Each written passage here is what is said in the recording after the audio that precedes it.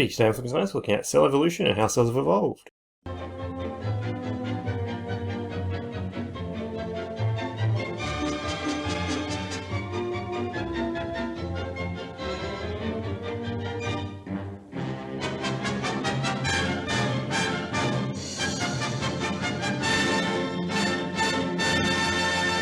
Thanks to Sam Moyle for producing this PowerPoint. So science understands what we're going to go through. Evidence shows that life has existed on Earth for 3.5 billion years, during which time it has diversified. Existing cells are products of evolution. Membranes may have spontaneously formed, and the first simple cells may have used RNA as genetic information. Ribozymes may have played a role in this development. Describe the possible roles of RNA and ribozymes in the first simple cells. There is evidence that prokaryotic cells existed before eukaryotic cells. Describe this evidence, including fossil evidence, and explain how ancestry of most existing eukaryotic cells probably involved endosymbiotic events. So, cells are the products of evolution, and the Earth is about 4.5 billion years old. Conditions early on in the Earth are very different to what they are now in terms of things like oxygen. So there's very little oxygen in the early atmosphere, but a lot more carbon dioxide and nitrogen. Fossil evidence gives us insight into how those cells evolved because we can look at changes in rocks over time. So fossils indicate that the first cells probably existed around about 3.5 billion years ago because we had a change in the chemistry of rocks around about that time that relates to life existing. So anaerobic prokaryotes were probably the first cells, and they were probably in the ocean because it's organic molecule rich and there's an abundant supply of water, which is needed for life on Earth. Photosynthesis comes a bit later, so about 2.5 billion years ago we get photosynthetic prokaryotes evolving, and these are very similar to cyanobacteria that we have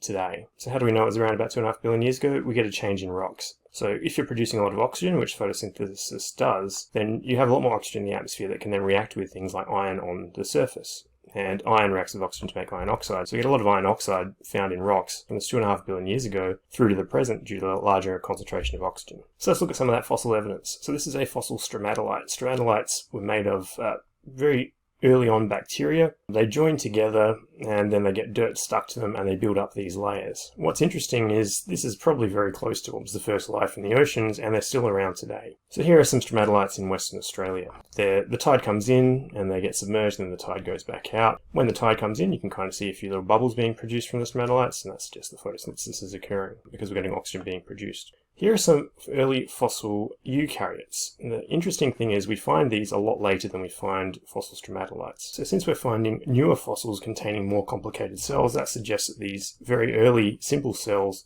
turned into these more complicated cells over time. And we're going to have a look at how that happened. So, as I said before, photosynthesis shaped today's environment because a lot more oxygen was produced and oxygen went into the atmosphere. It caused a huge extinction because a lot of the organisms around hadn't evolved to deal with the amount of oxygen that was being produced because oxygen can be quite toxic. But the advantage of having oxygen around is it's very good at causing chemical reactions. It's a very reactive substance. So by having oxygen in the atmosphere, we can kick off metabolism and things like aerobic respiration so that sugar can be burnt a lot more efficiently. And if we have efficient energy production, then we can have more complexity going on in cells because we have energy to be able to drive chemical reactions inside those living cells. So prokaryotes are much more simple than eukaryotes, and we looked at this very early on. Eukaryotes would not have survived in the early atmosphere because there wasn't enough oxygen there to support them. So there's a lot of evidence supporting the idea that prokaryotes existed long before eukaryotes. So we've got pretty good evidence from rocks and fossils that prokaryotes are around about 3.5 billion years. It's hard to see the prokaryotes themselves because they're soft, but we can see the effects on rocks that they would have made.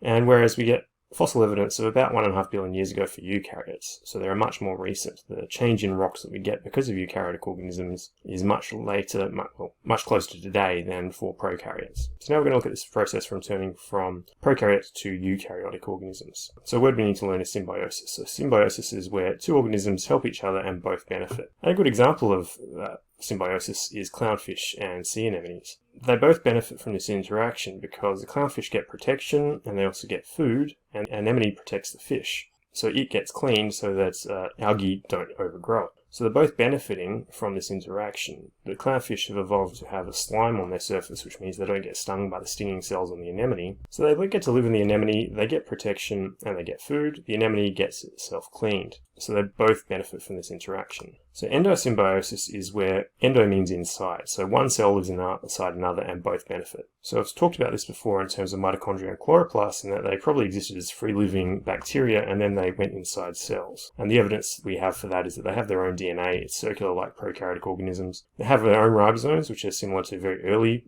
ribosomes. They can self-replicate independently, And when they do, that's binary fission. And they have two membranes, one inner one containing enzymes and transport proteins, and the other one is like a cell membrane. So all of this suggests that an endosymbiotic event occurred. So here's a picture showing the current theory on how endosymbiosis occurred in terms of changing prokaryotic cells to eukaryotic cells. So we have our ancestral prokaryotes. We get a nucleus forming from infolding of the cell membrane. We get cyanobacteria, which are those very simple photosynthetic bacteria, and aerobic bacteria going into the cell and living inside the cell. So we can see how they'd be surrounded by a membrane that comes from the cell membrane from this. The advantage for the cell is that it can then break down sugars more effectively by doing aerobic respiration, and it can also get a source of sugars by doing photosynthesis. The bacteria in the cells, they get a benefit too, because they get food in terms of sugars being produced from photosynthesis, and they, if we're talking about the mitochondria, and the chloroplasts, they get protection and also access to other nutrients from the cell too. So they both benefit from this situation. So we can see endosymbiosis occurring in today's organisms. So if we look at giant clams, they have cyanobacteria living inside the epithelial cells. The epithelial cells are lining cells. So what happens is the clam, it will get glucose and oxygen from the bacteria from photosynthesis. The bacteria get carbon dioxide, nutrients, and protection. So both benefit from this situation. So the question is, where do we get membranes forming from? Even in the early atmosphere, we get organic molecules being forming. And we've done that by doing experiments where we simulate the conditions on the early Earth and we see what we get out of those early conditions. And this can lead to organic molecules being produced, including fatty acid chains, and they could have developed into the first membranes as very primitive vesicles. It's not just good enough though to have organic molecules, you need to have some forms of cell-like structures so that you can keep on those chemical reactions that are producing the organic molecules occurring. So we've got theories on how early life evolved. Evidence for these theories is really hard to find because these organisms aren't around anymore. RNA and ribozymes were present in the first simple cells, and we're going to talk about what they do. So it's likely the first simple cells used RNA rather than DNA, and the question is why?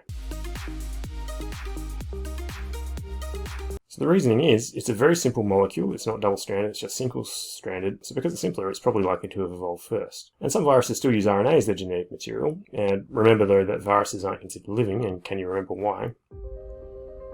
RNA also has the ability under certain circumstances to form catalysts, so they can catalyze chemical reactions just like enzymes do, and when that happens we call them ribozymes. So RNA these days might be considered leftover ribozymes as they're made from RNA, they're made from proteins, and they also catalyze translation of protein synthesis. So here are some ribozymes. So we've got the hairpin and HDV ribozymes here, and here's an example of what they do. So one thing some ribozymes do is that they will bind to a target mRNA molecule. They form a complex, and then they can cut that RNA out of the long sequence of RNA that would be present there. And then they can do this over and over again. Ribozymes also make peptide bonds, which are what connect amino acids together to make proteins. So there's a ribozyme inside the ribosome that catalyzes this reaction. So it's the nucleotides in RNA that are joining the amino acids together to make the proteins. The ribozymes are still around. So let's do our check. So evidence shows that life existed on Earth for around 3.5 billion years, during which time it has diversified. Existing cells are the products of evolution. Membranes may have formed spontaneously, and the first simple cells may have used RNA as genetic information. Ribozymes may have played a role in this development. Describe the role of RNA and ribozymes in the first simple cells. There's evidence that prokaryotic cells existed before eukaryotic cells. Describe this evidence, including fossil evidence. Explain how the ancestry of most existing eukaryotic cells probably involved endosymbiotic events. Today on Flippin Science, we looked at cell evolution. That's it for Flippin Science today. See ya.